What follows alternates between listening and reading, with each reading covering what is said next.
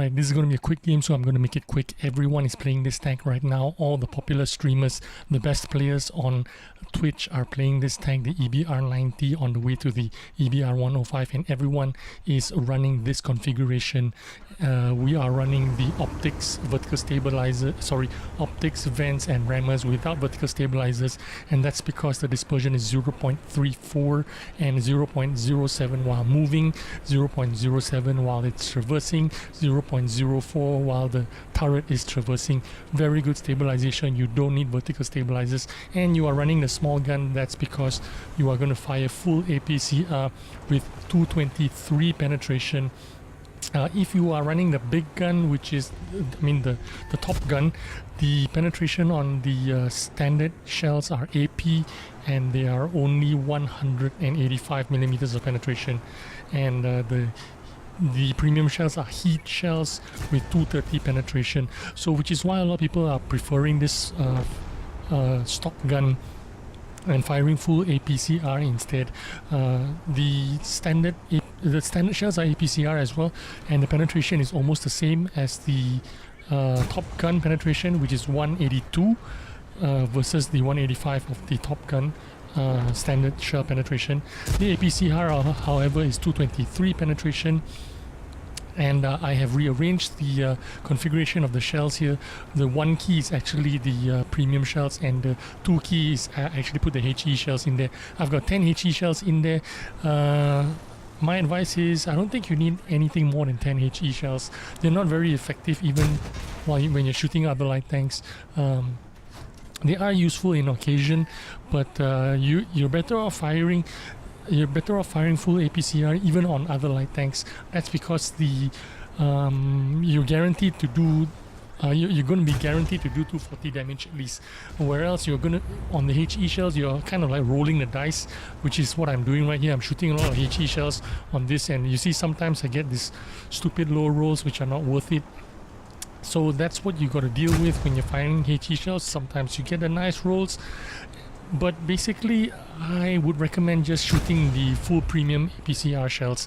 Now on this map, you saw me get into the early, very super aggressive position, and that's because I'm in the wheel tank. I can get into that position, and once I am here, I can basically scare the shit out of anyone that's driving towards this direction, and it basically stops them in their tracks. It stops them from crossing the field and getting into the city, which also gives my team a lot of time to snipe them down when they are pushing forward, and it gives them the freedom to push forward into the city and into this position where you can completely dominate whoever is here. Now, I have mixed feelings about wheel tanks. They're really fun to play if you are playing it, and if you're good at it, it's even more fun. The only problem is it brings an element of chaos into this game, which I don't know if it's good or if it's bad. I haven't decided yet. The amount of chaos that it brings to this game. This is actually, World of Tanks isn't a fast game. It is kind of like a medium pace, a slow to medium pace kind of game, right? It's not like a high speed shooter. It's not Apex Legends. It is not Overwatch. You don't jump around, fast action moving.